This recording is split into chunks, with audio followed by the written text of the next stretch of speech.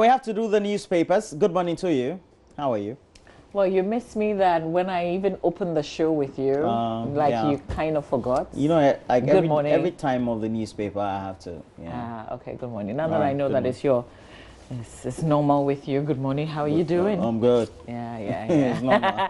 Elsie in Koforidua, you sent me a lovely message yesterday welcoming me back on the show. I thank you so much. Elsie in Koforidua, good morning to you. I hope you're well. Okay, good morning to y'all. If you just joined us, you know you missed the news, but we're on to the newspapers now.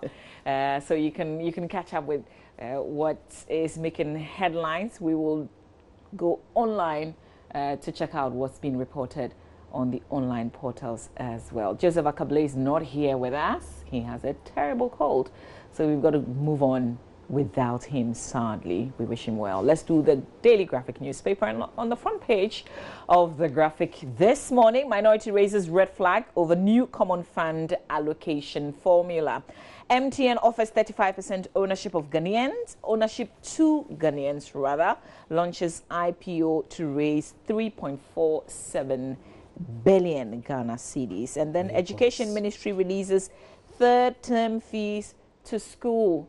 But we got this news after a release from CHAS to the Education Ministry complaining that I think they've done about 7 weeks into the third term, and they haven't seen any allocations. So later on in the day yesterday, we also got another release from the Education Ministry saying that they had released a certain amount of money. We'll get into the details in a bit.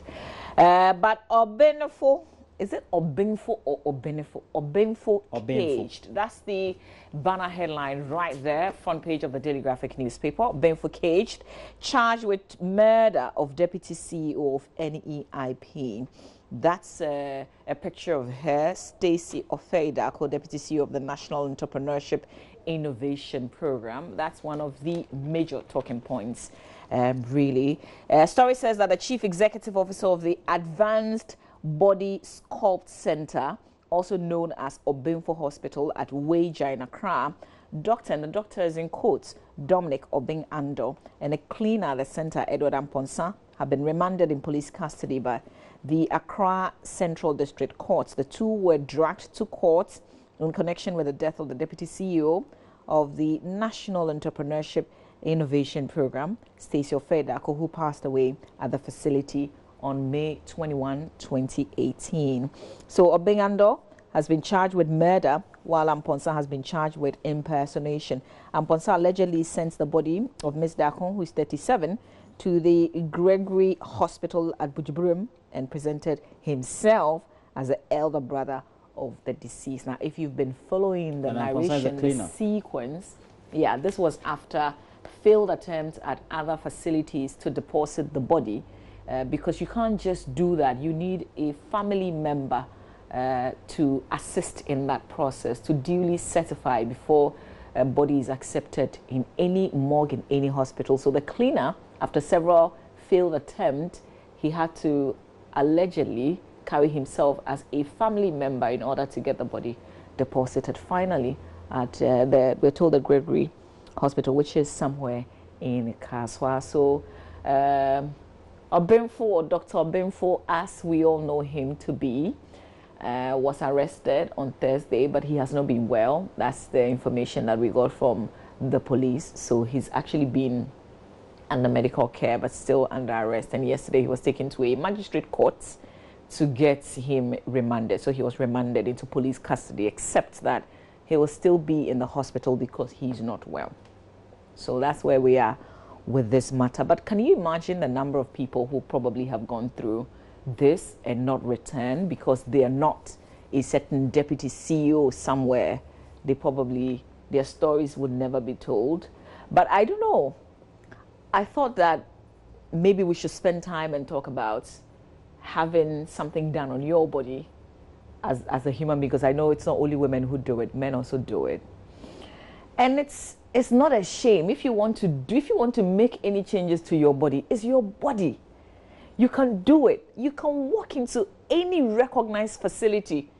You don't have to do it in some clear place because you're thinking people will talk about you. people will do anyway. Whatever you do, people will talk. So why don't you, if you really want to do it? I mean, there are big centers where they do it. Just walk in boldly and have the procedure done. So we're saying is somewhere. because people feel there's that stigma. I am thinking, because of course there is. People will look at you some way. Meanwhile, they probably also want to do it. Yeah. So if you want, but how about big bum or big boobs or something like that, just go forward and do it. The Medical and Dental Council Yeah. really come out to say that its members that want to practice it should come out formally, and then but have we they inform banned people? It's not illegal, though.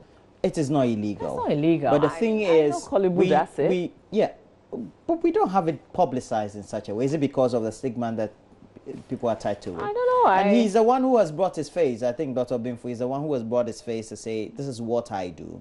And people need the services. My thing is, the demand is there. If the demand was not there... Cosmetic surgery is done. Yeah. Yeah, I do cosmetic understand. surgery is done. Yes, but because the demand is there, that's why they are not going to a normal hospital to go. Because even when you talk to the medical, and yesterday I was talking to I spoke to two medical doctors. They said usually, yes, they would want to do it. It is usually more expensive in the top hospitals that tend to do it here. Is it? Yeah, it is more expensive. And then also, when you come around, sometimes the reception is not as if you were bringing malaria. Because they have more challenging things to deal with than you sculpturing your body or try to remove some parts.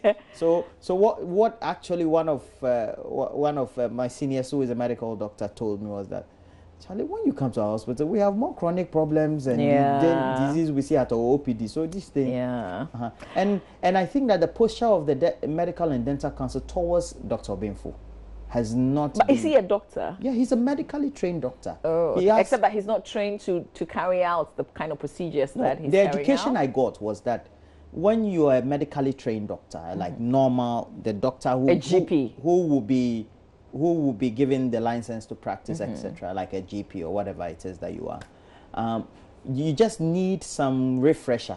Maybe it could be a month, could be 3 weeks, and that's what he's going to do. Oh. And then, because the procedure they do is it's not like plastic surgery. Yeah, but to the extent that people yes, of course, you may not return, to the extent that people will die, and people die every day, I get it, but it's the rates. I think that's what gets people worried. Yeah. So, but the thing is that all these things about liposuction, Botox, and cosmetic surgery come with a certain risk. Indeed, all procedures. Yeah. And so if you have some problems with your heart, your liver, and all those basic things that they need to check, if you have it, but you decide to risk it by signing the consent form, then it means that you could go through and you may have those difficulties. The question we have to then ask is Dr. Binfu asking the patients to sign the consent forms, because it means that when you sign the consent forms, when you go and you don't come back, nobody has any difficulty with you. Wow. But also the procedures that are used. Maybe perhaps do you anesthetize the person well and all that. So, well, we'll see. We know that the regulation, police is investigating this, but the only thing is that we've been here before. We've been here many times indeed. We've had more in relation with Dr. Binfu than exactly. And we've had like a show. The police will go and they will lock up the place. Is it the police or whoever officials? They will go and lock up the place, and they will put that symbolic padlock thing. But the next minute, the place is open. So we actually don't even get to the bottom of things, you know. He may have all the documents that says you can carry out what you're doing. But once we don't get to the bottom of things, we may never know, and we will always be coming back here. It gets tiring at some point, really. I think it's a regulation. So we will see what happens this time around with the investigation. I know people who have done it at some hospitals. A lot of people do it. A lot of people do it. I don't know. A lot of people do it. Some people who have done it. I mean, your body is yours. It's your choice, and it's your life. If you do it, you don't come back. If you go and you don't come back, you know. Yeah. So don't make it sound so scary. Let's do page 16. There's a story on page 16, just briefly. It's still in the Daily Graphic newspaper. Where minority has raised some red flags over new common fund allocation formula. Story says that the minority in Parliament has described the government's purported directive to metropolitan, municipal and district assemblies to use 80% of their district assemblies common fund allocation to support its flagship projects as illegal. So according to the minority, the directive by the government was against the disbursement formula approved by Parliament. It said the directive would deny the MMDAs of the needed funds to embark upon localized development projects. So details of that here in the Daily Graphic newspaper. And of course, one of the things that hijacked many of our airwaves yesterday was MTN Ghana launching its initial public offering to raise 3.47 billion Ghana cedis for Ghanaians to own 35% of the company's shares. So the IPO, which is offering up to 4.36 billion shares, is the biggest in the history of the Ghana Stock Exchange. The public share offer is expected to last for 2 months, starting from May 29 to July 31, 2018, after which allotments will begin, paving the way for the company to list on the Ghana Stock Exchange. So details of that, I guess if you read, it will tell you how much you would need, to, as in to start if you want to buy I don't think you can buy one. So I think the minimum I'm told that you can buy is this 7. Is it? Yes. Okay. So we'll leave the rest of the details for you to check out. It's in the Daily Graphic newspaper. And if you are because one is, if you're an investment person, one is 7.5 pesos. So yeah. So if you're looking for investment opportunities, you might want to talk to your investor to look at the viability. I think the minimum you can buy is 100. Like a forecasts, looking at where the company has come from, where it is, and they can project into where it's going, and maybe you can get value for your investment. Who knows? Back page of the Daily Graphic: Ghana to introduce vaccine for eradication of poliomyelitis, or yes, that's it. So Ghana will, from June 1, 2018, introduce the inactivated polio vaccine into routine immunization exercise as part of a global effort to accelerate the eradication of polio in the world. So this is an injection to be given to 14-week-old babies and above, and it's to ensure the eradication of any remaining strains of wild polio virus transmission, as well as consolidate 10 years of the country's achievement of not recording any case. And then government releases 200 million Ghana cedis to sanitation ministry. Those are the back page stories in the Daily Graphic newspaper. We've got what next, Roland? Okay, so let's look at the Ghanaian Times. Government releases 124.5 million Ghana cedis for education to pay teacher training allowances, third term free SHS fees. We know for the third term, the Conference of the Heads of Assisted Secondary Schools, they had raised concerns in a letter, of course, sent to the Ministry of Education. Ghana records 2 deaths on peacekeeping operations in 2017, and MTN launches the IPO and targets, again, Mamavi told you, some 3.47 billion, and this is the information that is available just in case you want to buy. It's the one share is 75 pesos, and then if you buy 10, it means that it's going to be 7 Ghana 50 pesos, and 10 is the minimum you can buy. You have to just buy 10, so you need 7 Ghana cedis, 50 pesos to buy it. You can buy online, so you can buy with the internet. You can also buy with your mobile money. And it's the first worldwide, we're told. You can also buy from designated banks, and you can buy from all MTN branches. So, for example, you are going around the world. So, if you're using the mobile money of MTN, you just dial *170#, and then I'm sure you'll see some prompts for you to follow. Or you can also download the prospectus on *533#. Make sure you do that. You get all the updates. MTN looks like a very viable company. So now we have, let's reverse high-level malnutrition and obesity. And as the president is talking about obesity, etc., Dr. Obinfo comes to mind. That's why people go there. too much flesh and they want something. I have a facility also. It's like a general facility, so it's not. That's not. They do not. The only thing they do there. Or that's what I heard. Okay. So we have all the stories on the front page of the Ghanaian Times. Okay, let's do the Finder. Front page of the Finder newspaper now. Cabals rob governments of 1.8 billion Ghana cedis in petroleum taxes, levies and regulatory margins in 2017. And the details will shock you. So, for instance, we lost 1.4 billion Ghana cedis in taxes and regulatory margins from smuggling and exporting dumping of petroleum products in 2017. So you would think that we will be serious in that regard and try, and especially now that we want to raise a lot of funds. We're talking Ghana Beyond Aid, but we didn't do quite well because we lost 1.4 billion. That's a lot of money. According to a 2017 industry report by the Ghana Chamber of Oil Distributors, it marks a 64.71% increase in revenue loss from the National Petroleum Authority's 2016 declared losses of 850 million Ghana cedis. This estimate is computed on a smuggled volume of about 856,000 metric tons, extrapolated from an analysis of historical data adjusted by sub-sector consumption growth. So I'm reading from page 2. Story by John Elliott Hagan in Accra in the Finder newspaper about some bad people. Well, there are people who really outsmart the system, and they make a lot of money out of it. And industry players don't seem to trust, strictly so-called government agencies because they have failed miserably each time to block these loopholes.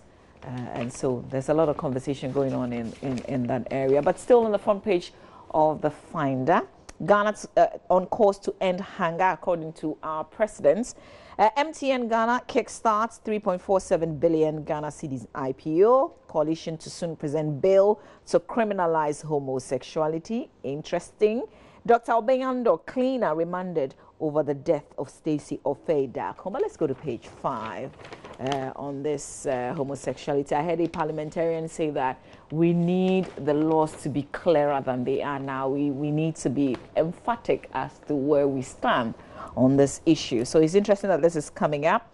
It says the government will take swift punitive measures against any member of Ghanaian troops or civilian personnel.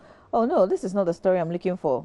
This is preventing sexual harassment and abuse. I get it, but I'm looking for what is here, which says coalition to soon present bill to criminalize homosexuality. It says it's on page 5 in the paper, but not quite because I can't find it on page 5. So I probably have to look for it somewhere else. If I find it, I may share with you.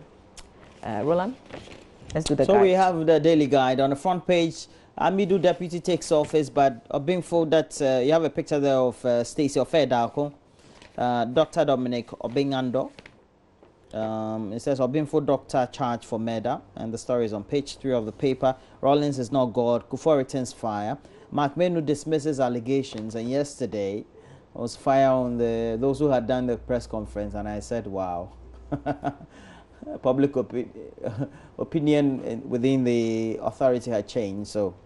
And I know that those who had done the press conference will be victimized by all means because the workers had come out. So there's another faction of the workers coming out to say that what the initial people who did the press conference, the Senior Staff Association reps, the local chapter, did in Takrady was not the right. But we know that most of these so-called and then at the press conference, we had the associations DG of the Ghana Ports and Harbours Authority seated at Mark Menu's press conference. We know that most of these associations, sadly, and that's why we're where we are really, they're so politicized, so we can't even get one voice. I feel sorry for Clocksack, because some of the members will come out and tell us the challenges, the things that they're going through. But you know that there are members within who are also working against them. And until workers find one voice, listen, worker groups, you're not a political party. And I think that people should get it. When you get into the polling booth, that's when you can do your voting and do your politics. But once you're working, And people will begin to regret some of the things that they do when there is a change, and it always happens. So if you're in there and you're doing politics, something is happening. It's a cyclical. Yeah, story. it is. And you want to play politics with it. That's the reason people actually don't like going to the front lines of some of these groups. It's the same. It's the same. I mean, it's... and if you're involved, it will come back and haunt you. But I think the problem, the issue at the center of this, I don't know if it's a problem yet. I think it's more to do with the conflicts of interests. Because if you've got a chairman of a board and wife of that chairman gets a contract from the company, I think it's more of... And the argument that the press conference of the chairman came to, Peter McMillan came to, was that the wife's so-called company that was undertaking the work had a relationship with the Ghana Ports and Harbours But that was Authority. abrogated.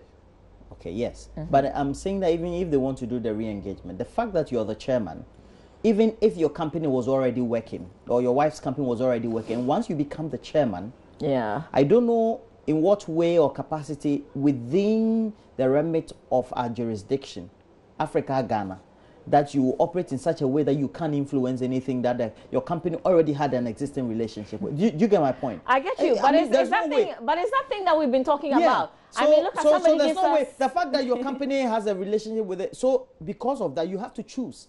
Do I want to accept this chairmanship, or do I want my wife's company to keep doing this work? Yeah. And that's what the people in the more developed countries do. We don't get it. They come to that point and make the decision. Rolla, we don't get it. I've been offered chairmanship of Ghana Ports and Harbours Authority. So we don't get from it. hence, my wife, when I get home, I'm telling you, that company that you have the relationship, write to them and tell them that.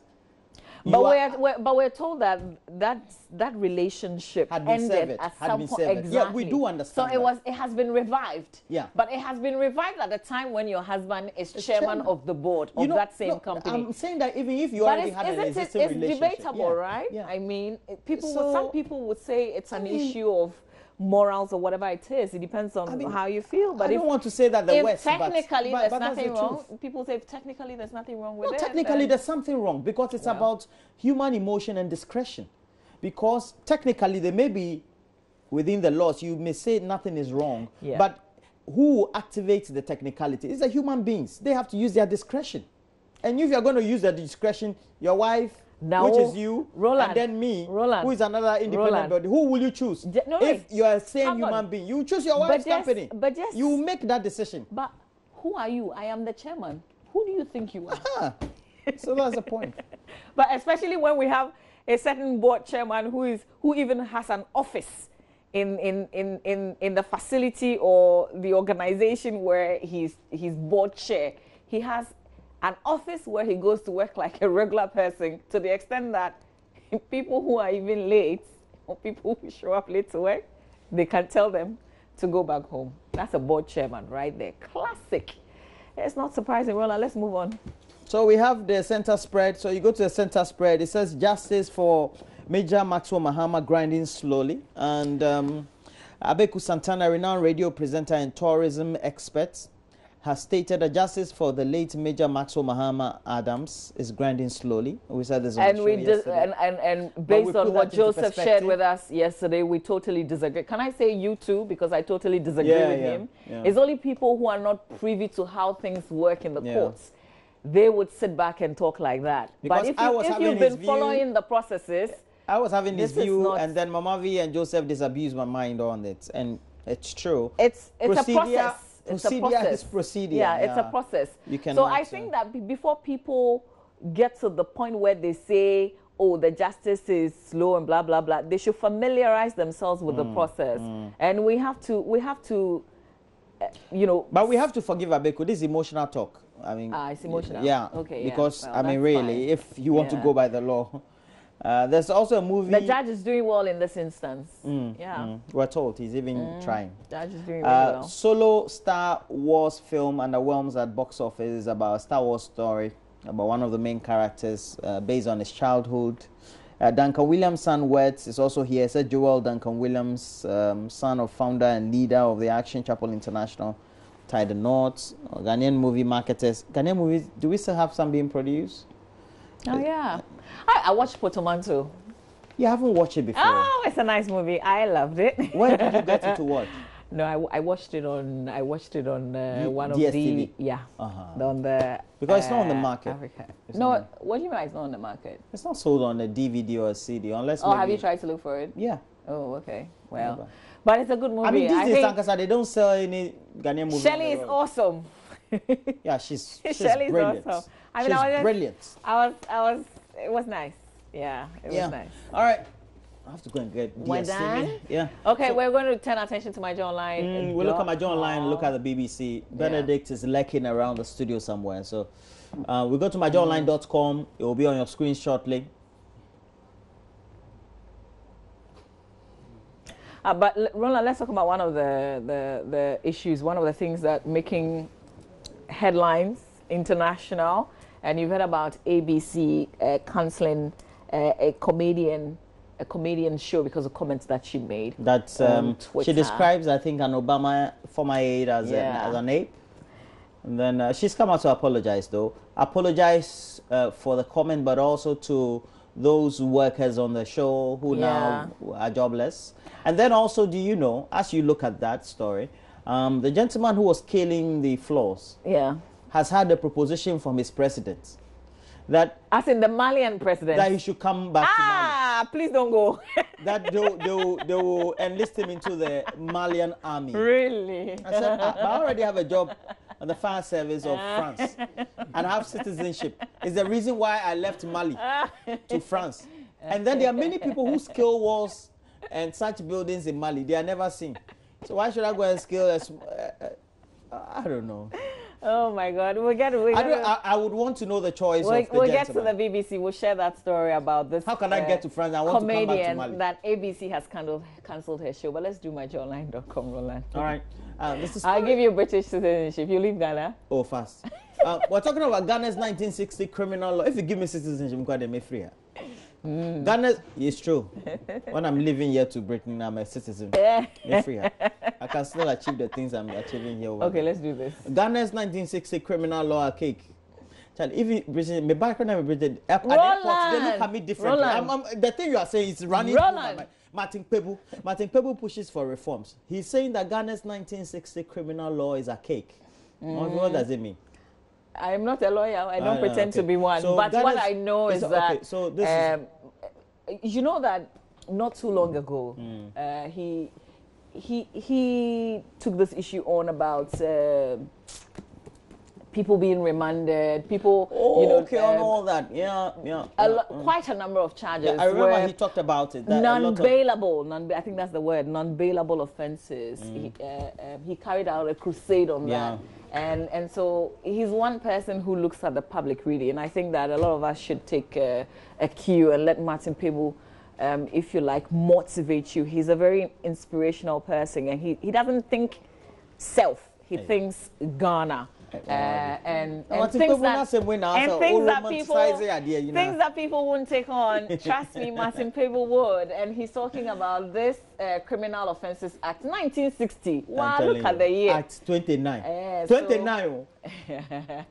So and be sure that once he starts talking about it, he's going to take an action on that. You know, he's leading an organization that won amendments to sections of the criminal law. And he has an entity as well. It's not widely talked about, where they help juveniles. So a lot of people concentrate on the adults, people on remand in the adult facilities, but he does a lot of work with the juvenile facilities as well. So he's a great lawyer. Let's look at other stories on myjoyonline.com. Beyond free SHS, Achim Kutuku launches fund to support tertiary education. Let's do what's here. All you need to know about MTN's IPO. So if you're thinking about investing in this area, just go to myjoyonline.com and read about it.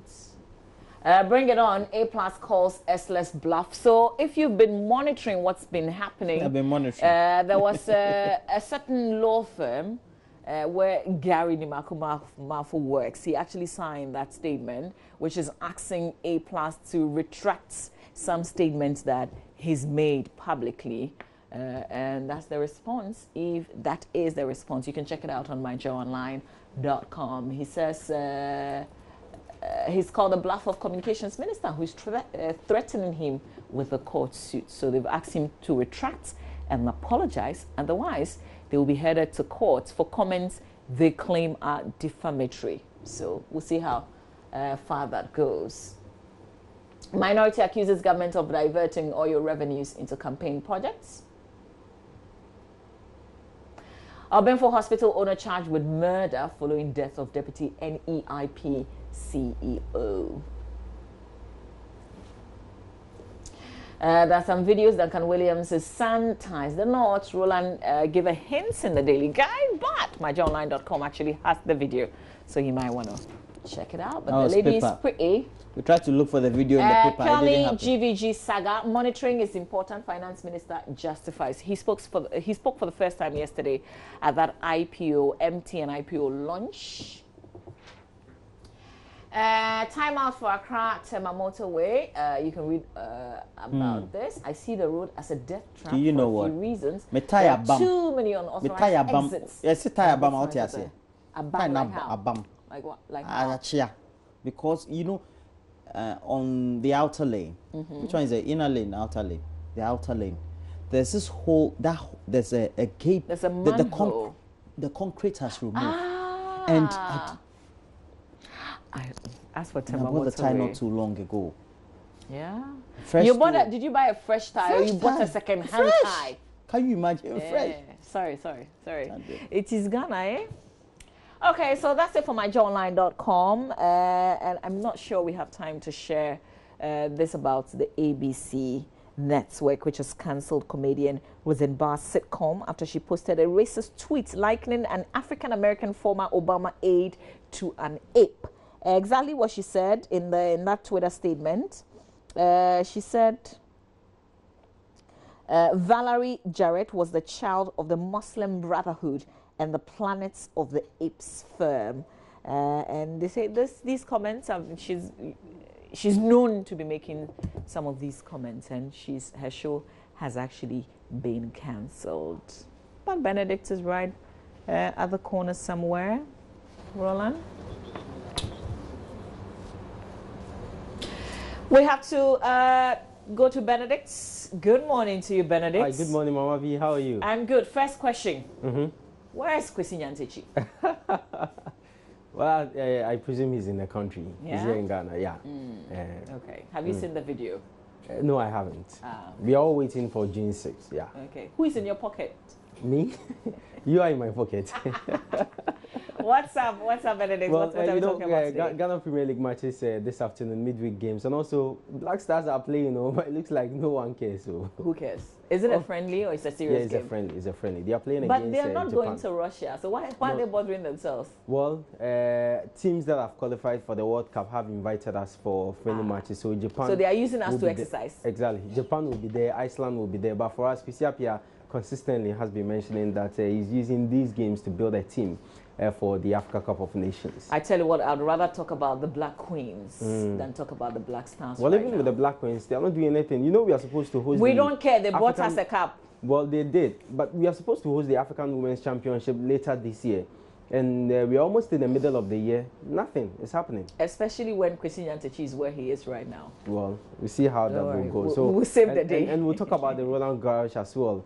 Serena Williams yesterday won her match and she's through to the next round. So we'll look at that. We've got show us what she was wearing. Well, I definitely will show the catfish. It looks so nice on her. So I'll show that one as well for the gentlemen out there. And also maybe the ladies like yourself that you are a fan of Serena Williams. I'm sure you would want to see what she was wearing yesterday on the court. So we'll do that and other stories here on the show after this break.